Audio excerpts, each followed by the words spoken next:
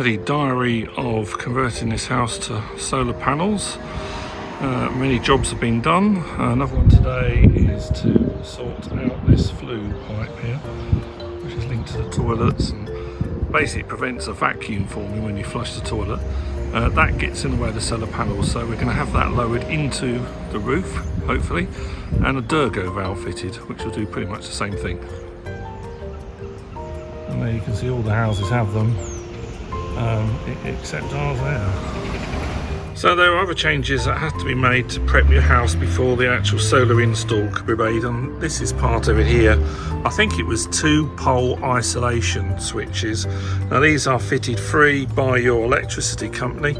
Again, you need to make sure you've got maybe the 3rd generation of smart meters if you're planning to export some of your spare electricity back to the grid. And this is what it will look like after the work. I think the role of these, and forgive me if I got it wrong, is that this allows you to isolate the roof from the power to the house.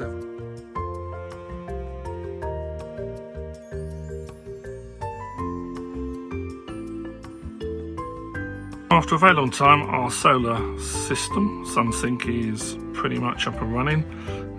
We're still waiting for one of the battery packs there to be connected, but other than that, it's working. We're exporting spare power back to the grid. The little flashy green and red thing there is how it connects to the apps on my phone, so you can see what it's doing. Got some isolator switches on the left, and then you can have up to 4 of these giant SunSync battery packs. Each roughly stores something like 5 kilowatt hours. So with them both charged, unless we're using tons of heating and tumble drying, that will run this house for about a day and a half. The other thing you can do, of course, depending on your tariff, is even if in the winter in the UK there's not enough solar power to charge these up, you could go on to an economy 7 tariff with something like Octopus Energy, charge up all your batteries at night while it's a third the normal price of electricity, and then during the day when it's full whack, run the house on the batteries. You won't even notice the difference.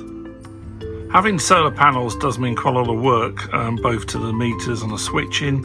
You're definitely going to need to have modern gas and electric smart meters that communicate with your electricity company. And then you can have a few extra bits installed here next to your fuse box. The little white box at the top, that's a special thing that counts how many units of electricity have gone back to the grid. You have to have special paperwork and get signed off in order to do that and get paid for that.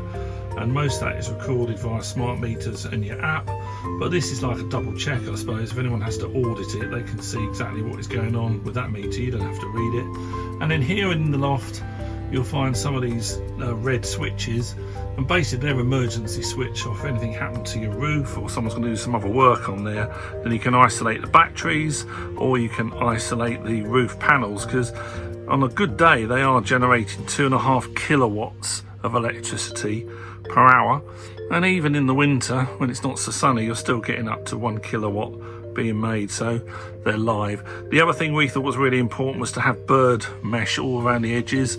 A common thing you find when you speak to people who've got early solar panels is birds get stuck underneath, or they fry underneath and short circuit it. It's up to £1,000 extra to have the grid of plastic put all around the edges, but I think you're looking at a fairly long-term investment here, so I think that's probably better than poking out dead pigeons from the top of your roof.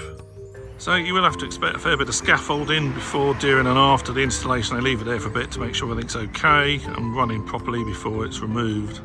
So yeah, if you don't like scaffolding, tough luck.